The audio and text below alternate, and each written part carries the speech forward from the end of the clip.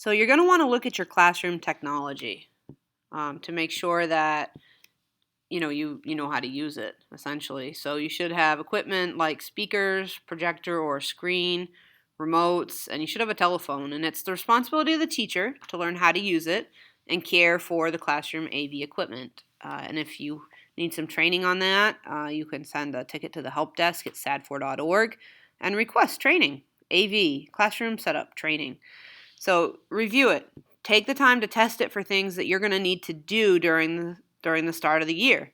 Make sure you understand how it works and make sure you know how to reset it. If things aren't going right, a lot of times it's just a reset, power on, power off. Problems with AV are not emergency problems, even though they feel like emergencies at the time. So you'll want to know how to use it, and you'll also want to have a backup plan just in case things aren't working right. So open a ticket if you've got any questions. Help desk at sad4.org with your last name, and then write like AV setup, and then questions, and then write in there what it is. As for screens, we are encouraging some screens, instead of projectors whenever possible. However, we know that sometimes projectors are a better choice for the instruction. So, if bulbs burn out, we'll order it as needed, so there may be some downtime in that case. We just want you to know that now. Phones. In an emergency, the phones can be used to dial 911. In general, you dial 9 to get out. However, if you're dialing 911, don't dial 2 nines, okay? So just dial 919 and then 2 ones. 911. That's it. When making a local call, you dial 9 and the local number. If you're making a long distance call, you dial 9 plus the number. When you hear the tone after this, all this dialing, you can enter the code 1326. If you see a blinking light on your phone, this usually indicates a voicemail, but it sometimes indicates nothing. So you can pick up the receiver and dial *8. This will access your voicemail messages. You can listen for the options to determine what you might like to do. And then I put a link here to the Canfield information folder, which is what I will go through in the tech housekeeping for more information on telephones. Requesting technology items and apps. So technology items and apps are budgeted within the SAD4 technology budget. And you must submit items you'd like to request for the following school year by December of the current school year. So if you want something next year, you need to tell me by December, if at all possible. With your request, you should include the cost, the number requested, and your rationale for needing the apps or the items. Sometimes I can make things happen more quickly. It just depends what it is. And then you can do a help desk at sad4.org, do your last name, and then write budget request. For events. So events aren't emergencies. But while we recognize there's sometimes unexpected things come up, it's the expectation that you're going to plan your event well in advance and that you will test equipment to be sure it does everything you're trying to do. So, and this should be well in advance, not the day of, to perform it functions predictably. Our goal in the tech department is to help build capacity across the district, to become independent when using technology and running events requiring technology. The expectation is that you're able to plug in and unplug things. You should operate an outlet cord, an extension cord, and an outlet strip. Set up microphones, TVs, projectors, and operate an Apple TV. You might also need to switch back and forth between the inputs using a remote or buttons on the TV. If you can hook stuff up by plugging cords into the correct ports, that's a bonus and will only help you out if you participate in many events. If this is something that you are not very familiar with or that terrifies you, I would say, feel free to practice.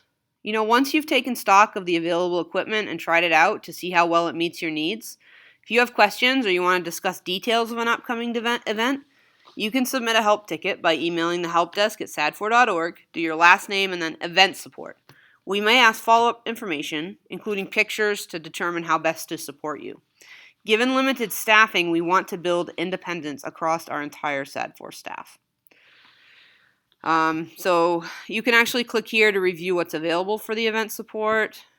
There's link to the tech calendar to show when we're busy and when we're not. We're always busy, by the way. It might not just be on the calendar, but you can look there. We keep all of our employees informed on emerging cyber risks and vulnerabilities. So, so I'll talk about this now, I guess. So spoofing, phishing remains alive and well. Last year, we had a lot of phishing attempts. Not from us, they're from outside people, pretending to be SAD4 administrators. Okay, it looked like Mr. Keene wanted to know if people were available, and Mrs. McFadden wanted everyone to run a task because she was in a meeting. This always happened in the evening, generally after hours, making it harder for people to verify it wasn't the case. This was a case of spoofing, where the sender tried to make people think they were someone else.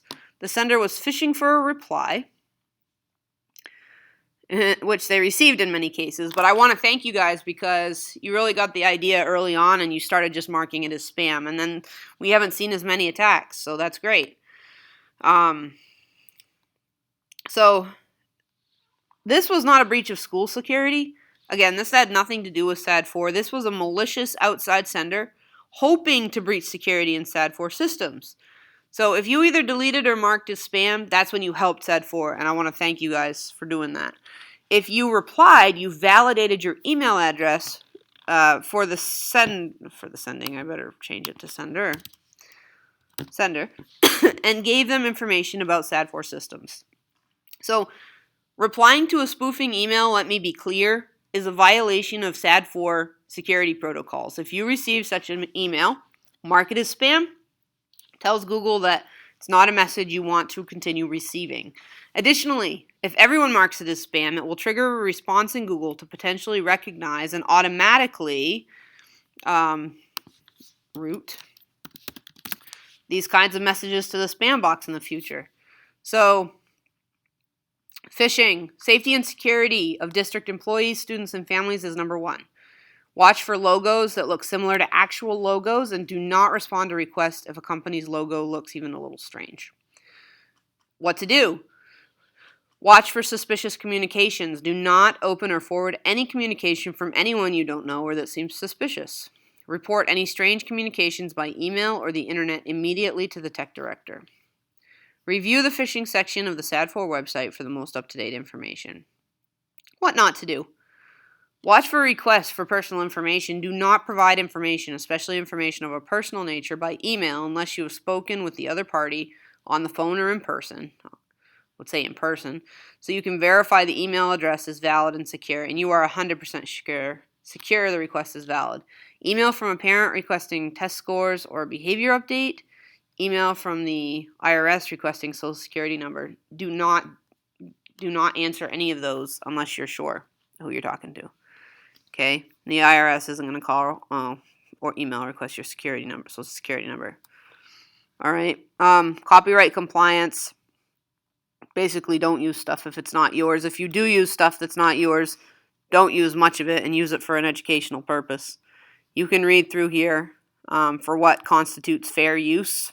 There have been some companies with the COVID-19 that have given educators a little bit of freedom with that, but be careful, folks. Okay? Essentially, if it's not yours, make sure you have permission to use it and that you cite it appropriately. And this is going to depend on what the work is and where it's coming from. So, and if you can take a look at these Educator's Guide to Copyright and Fair Use, Copyright and Fair Use Guidelines for Teachers in Schools. These will give you some good information on that. You could even use it for some of your professional development time. If you wanted to work on that, that would be a very good use of that time.